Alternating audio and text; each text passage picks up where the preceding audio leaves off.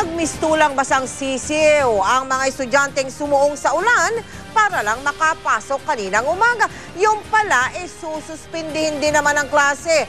Kaya sunod na pahirap sa mga estudyante ang pag-uwi. Nakatutok si Salima Refran Live mula sa Quezon City, Salima. Mel, muli nga pinaalala ng Malacanang ang inilabas na patakaran sa pagsususpindi ng klase. Hindi kasi agad nakapagsuspindi ng klase ang maraming lungsod sa kabila nga ng masungit na panahon. Kaya ang naipit ang mga estudyanteng inabutan ng matinding ulan. Kasabay ng malakas na buhos ng ulan, ang pahirap sa mga estudyante sa pagpasok sa eskwela. Ang masaklap kung kailan nasa biyahe na o nakarating na sila sa eskwelahan, sa kaya anunsyong sinuspindi na ang klase. Kaya pahirapan na rin sa pag-uwi.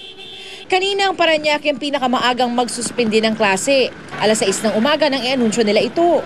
Pasado alas 9 naman sa Maynila. Kasi walang tigil kanina eh.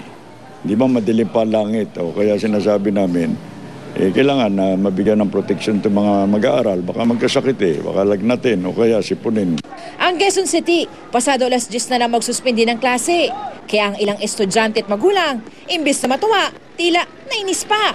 Pero git ng QC government, sumusunod lang daw sila sa mga alituntunin ng pamahalaan. Hindi naman kasi kami pwede magsuspindi in the middle of the class na no? Ayon sa patakaran, kailangan ang suspension ng klase ay sa alas 4 at sa alas 10:30 ng umaga.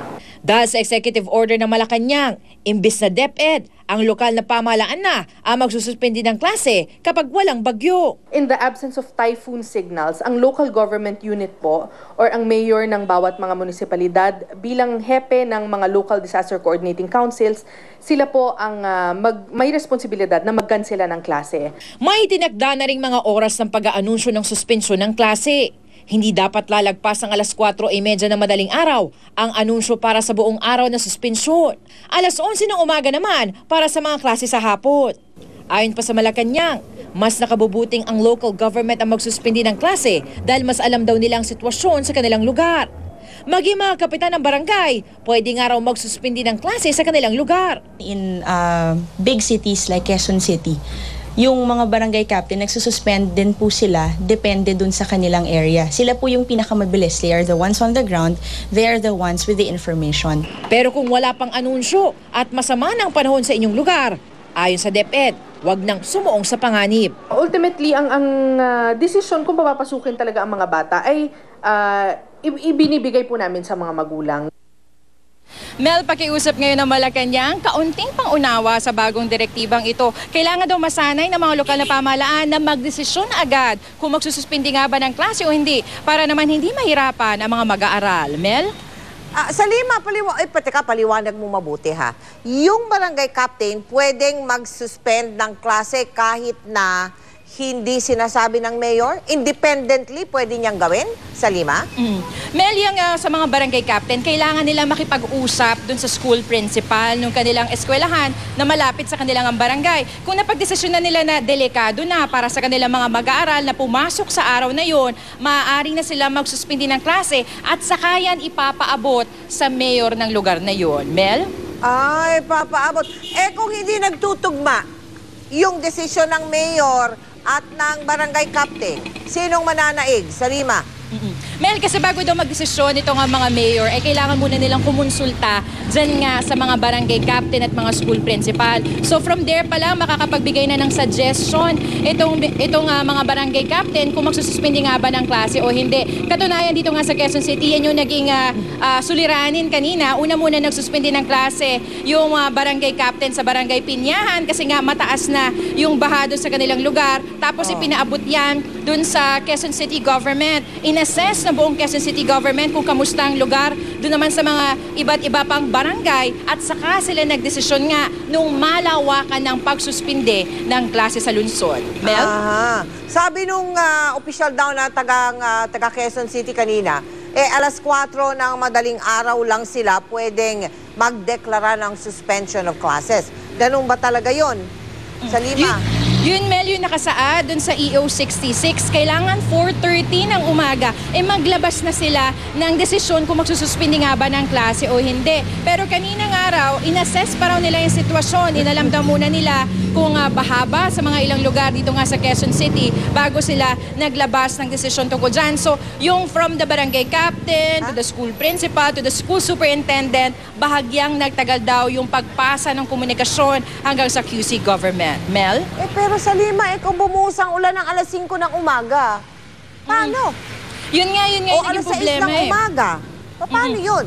Yun yung naging problema kanina, tinanong din natin yan sa QC government. Paano nga kung bigla nang nasa loob ng klase itong mga estudyante, lalo nga lumakas itong ulan. Ang sabi nila, hindi daw muna nila pwedeng i-cancela yung klase habang nag-aaral itong mga estudyante. Ang fears kasi nila ay baka mas mahirapan sa pag-uwi itong mga estudyante, lalo na't hindi pa na-i-anunsyo sa kanilang mga magulang yung pagsususpindi ng klase. And also, meron din daw sila mga nare-receive ng mga reports na ang ilang estudyante, imbis nga na umuwi ng bahay, ay naglalakwatsa. Mel? Nako, maraming salamat sa'yo sa Lima Refran.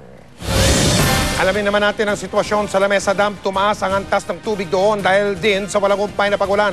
Nakatutok doon live si Bam Alegre. Bam!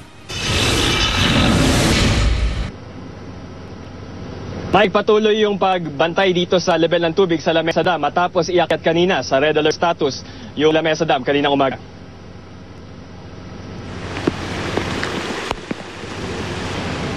Dahil sa malakas at tuloy-tuloy na lakas ng ulan mula pakagabi, tumaas ang level ng tubig sa ilang dam, kabilang na ang Lamesa Dam sa Quezon City.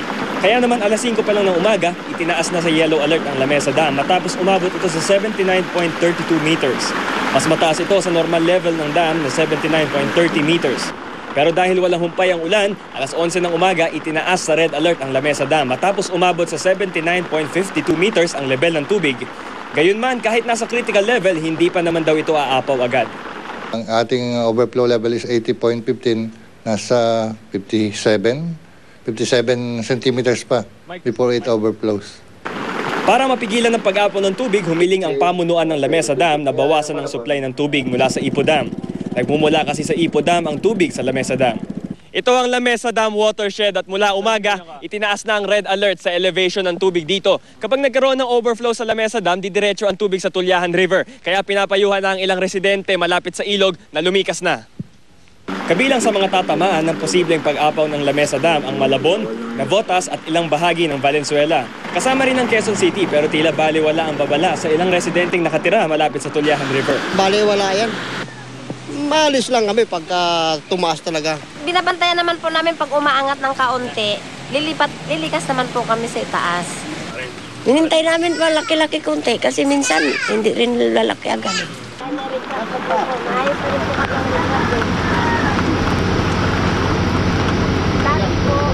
Okay.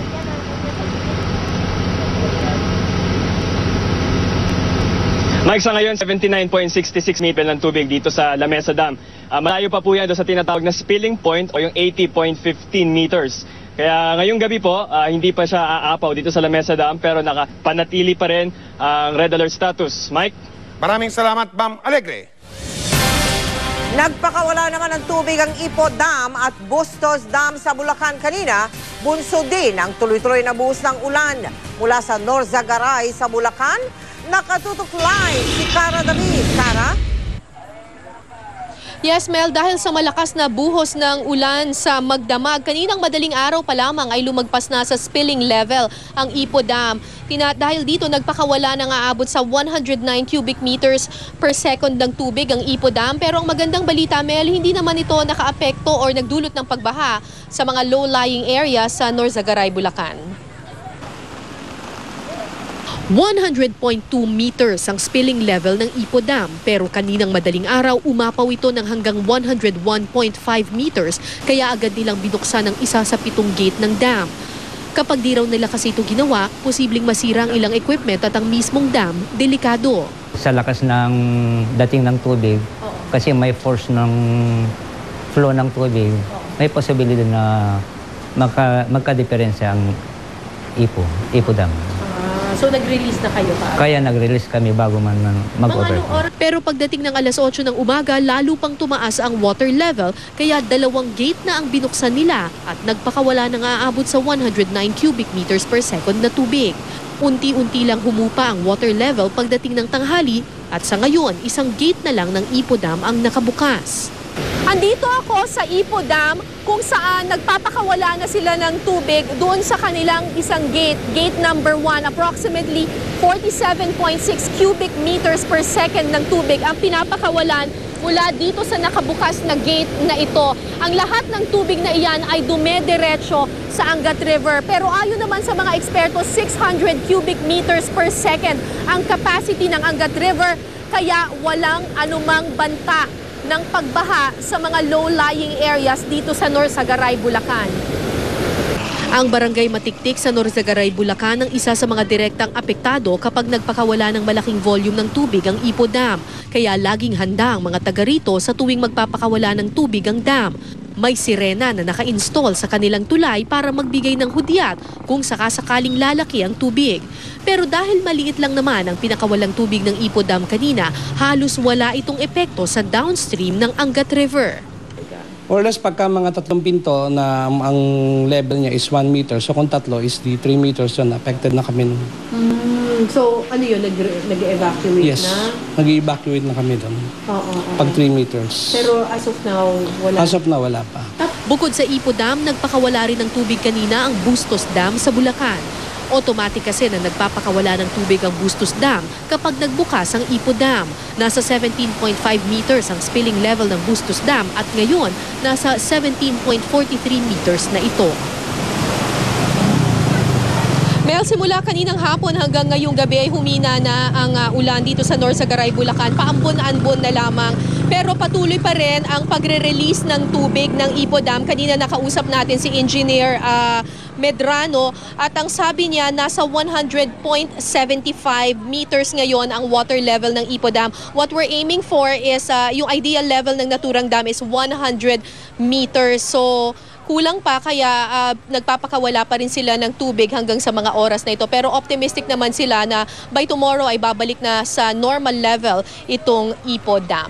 Mel? Nako, hari nawa, Kara. Ang problema dyan, pag umulan ulit mamayang gabi, ang tabayanan natin ang ulat mamaya ni Mang Tani. Maraming salamat sa iyo, Kara David.